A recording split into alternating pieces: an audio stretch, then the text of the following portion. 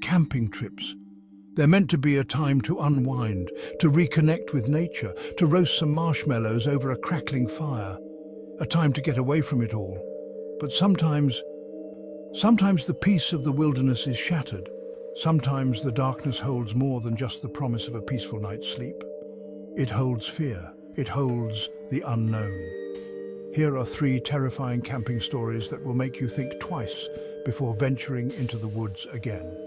Camping trips are meant to be a time of relaxation and adventure, but sometimes things go horribly wrong. Here are 3 terrifying camping stories that will make you think twice before venturing into the woods again. Picture this. A group of friends, young and full of life, set out for a weekend camping trip. They've got their backpacks loaded with gear, their hearts full of excitement, ready to conquer the great outdoors. They find the perfect spot, a clearing deep in a dense, secluded forest. The sunlight is dappling through the trees, the birds are singing, it's idyllic. They set up camp, build a fire, and as the sun begins to set, the laughter and stories begin to flow. But as the fire crackles and the shadows grow longer, something changes. A chill creeps into the air, and there's a shift in the atmosphere.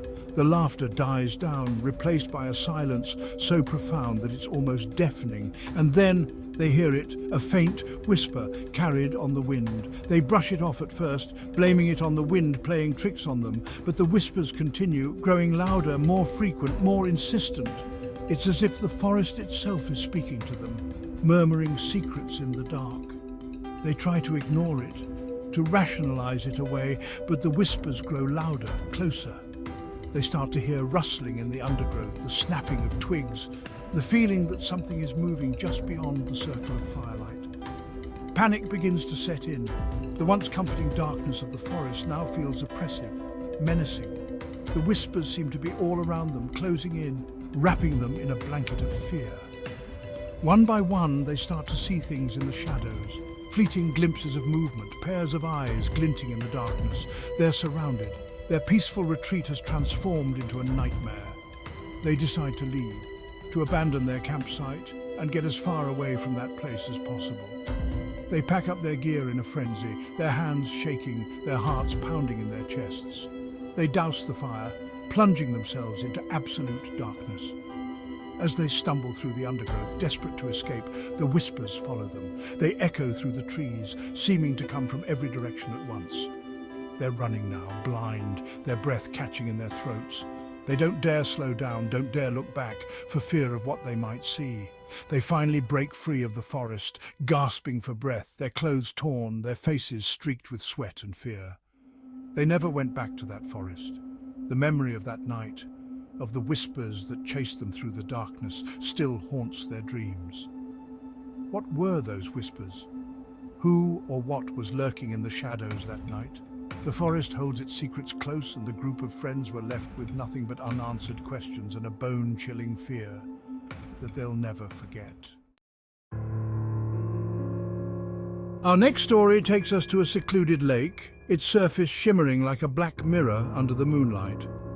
A lone camper seeking solitude and tranquility sets up his tent on the shores of this pristine lake. The air is crisp. The stars are out. It's the perfect escape from the hustle and bustle of everyday life. He builds a small fire, cooks his dinner and settles in for a night under the stars. But this tranquility is not meant to last. As dusk begins to settle over the lake, a sense of unease creeps over him. He notices a figure standing on the opposite shore, shrouded in the shadows of the trees. He can't make out any details, but the figure seems to be watching him. He tries to shake it off, telling himself it's just his imagination, a trick of the light. But the feeling of being watched persists. Later that night, as he's lying in his tent, trying to ignore the growing sense of dread in the pit of his stomach, he hears it, the unmistakable sound of footsteps outside his tent.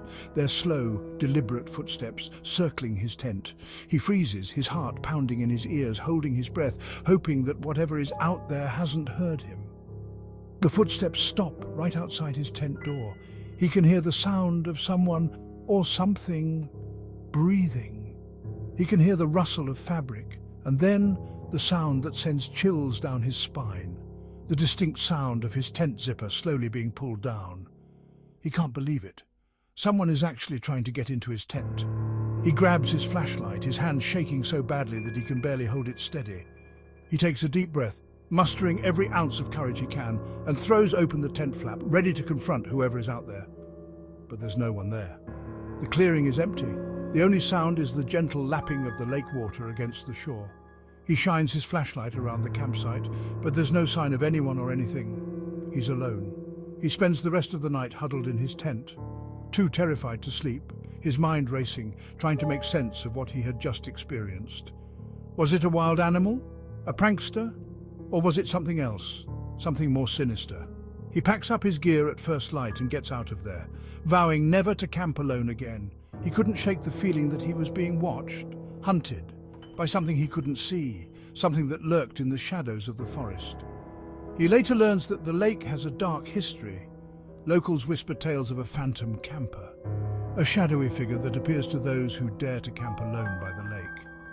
Some say it's the ghost of a fisherman who drowned in the lake many years ago, his spirit forever tethered to the spot where he met his end. Whatever the truth may be, one thing is certain, that Solo Camper was left with a chilling reminder that some places are best left undisturbed. Chapter 3. The Haunted Cabin.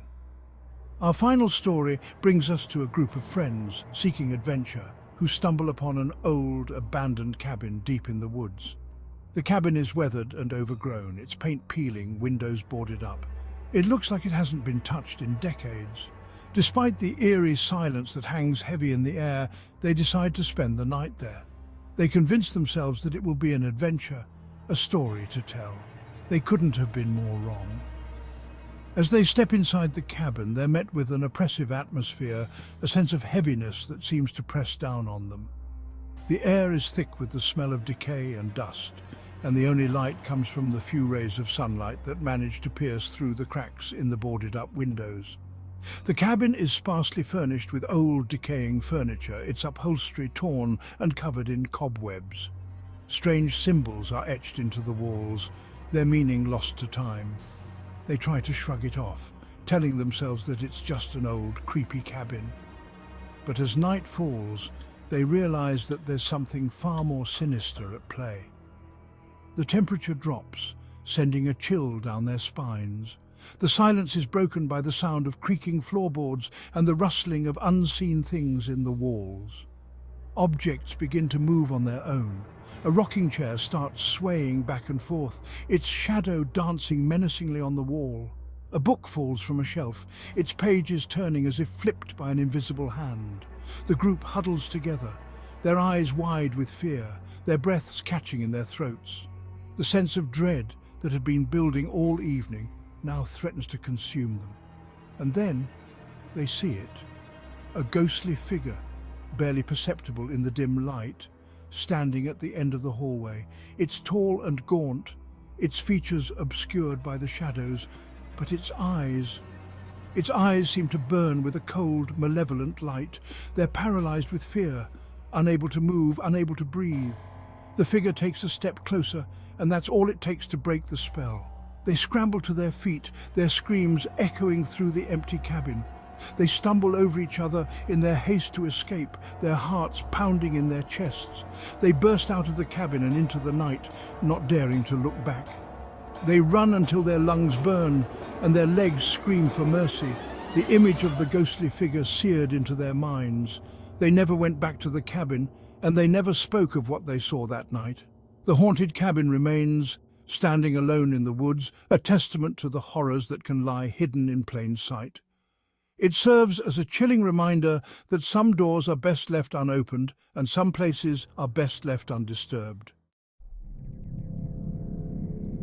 The wilderness can be a beautiful and awe-inspiring place, but as we've seen, it can also be a place of darkness and terror.